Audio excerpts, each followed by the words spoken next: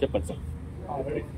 Cyberabad CP గారి ఆదేశాల మేరకు మా డీసీపీ గారి యొక్క ఇన్స్ట్రక్షన్స్ ప్రకారము పోలీస్ స్టేషన్ పరిధిని గుర్తించడానికి ప్రతి రోడ్ నుంచి వస్తున్నప్పుడు పోలీస్ స్టేషన్ పరిధి ప్రారంభం ముగింపు అని బోర్డ్స్ ఏర్పాటు చేయడం జరిగింది.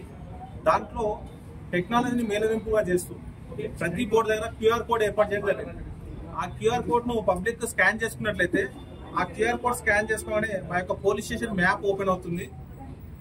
SHO phone number, DI phone number, detective inspector phone number, అలాగే సెక్టర్ ను ఇండివిజువల్ గా మార్క్ చేస్తూ ఆ యొక్క సెక్టర్ SI సంబంధించిన ఫోన్ నెంబర్ కూడా అందుబాటులో ఉంటుంది.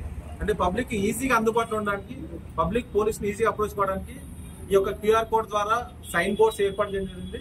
దీనివల్ల పబ్లిక్ ఈజీగా వాళ్ళ సెక్టర్ ఎక్కడ ఉంది, వాళ్ళ సెక్టర్ SI ఎవరు, వాళ్ళతో డైరెక్ట్ కమ్యూనికేట్ చేయడానికి, అలాగే పెట్రోల్ కార్ వెహికల్స్ నెంబర్స్ ఇబ్బంది కాకుండా హెల్ప్ లైన్ నెంబర్స్ అన్ని దాంట్లో పెట్టడం జరిగింది.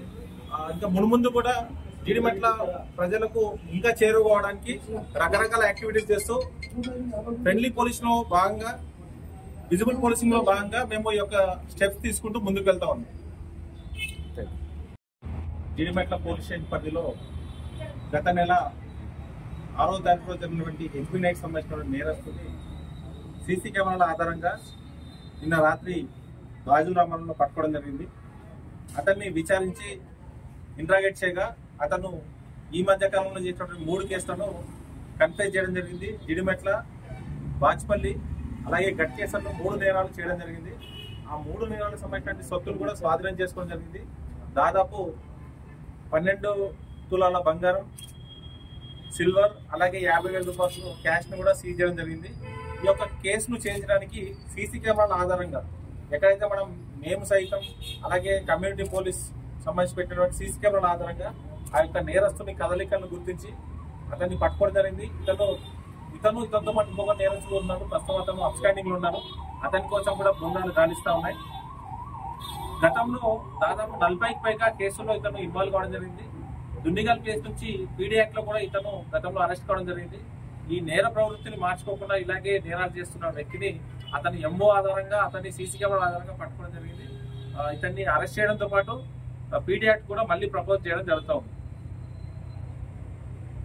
ఈ యొక్క కేసును ఛేదించడంలో బాలనగర్ CCS పోలీసులు, అలాగే జీడిమెట్ల DI గారు, కనకయ్య గారు, అలాగే DSI, అలాగే క్రైమ్ స్టాఫ్ అందరూ చాకచక్యంగా చాలా ఎక్కువ రోజులు సీసీ కెమెరాస్ దాదాపు 5-6 కిలోమీటర్ల దూరం వరకు వెళ్లి కూడా అతను పోయిన ప్రతి రూట్ ను అబ్జర్వ్ చేసి పట్టుకోవడం జరిగింది. ప్రాపర్టీ కూడా ఇంటాక్ట్ గా రికవర్ చేయడం జరిగింది. ఎలాంటి ప్రాపర్టీ దొంగతనం చేసి ఆ ప్రాపర్టీ కూడా ఇంటాక్ట్ గా రికవర్ చేయడం జరిగింది. ఈ సందర్భంగా ఈ కేసులో హార్డ్ వర్క్ చేసిన వాళ్ళకి ఆఫీసర్ ద్వారా రివార్డు కూడా అందించడం జరుగుతుంది. సంబంధించినటువంటి ప్రాపర్టీని రికవర్ చేయడం జరిగింది. సిల్వర్ ప్రాపర్టీ మొత్తం గట్కేసర్ పోలీస్ స్టేషన్ సంబంధించిన సిల్వర్ ప్రాపర్టీ, గోల్డ్ లో కొంత భాగం జీడిమెట్లది, కొంత భాగం బాచ్పల్లికి సంబంధించినటువంటి ఐటమ్స్ రికవర్ చేయడం.